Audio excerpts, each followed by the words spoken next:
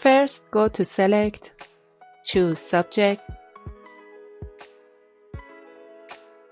Again, select, choose Modify, expand, set your number, go to Select, Modify, Smooth,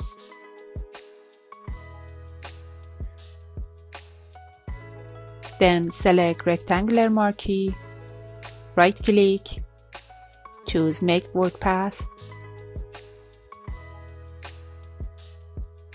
then select Type tool, click and add your type.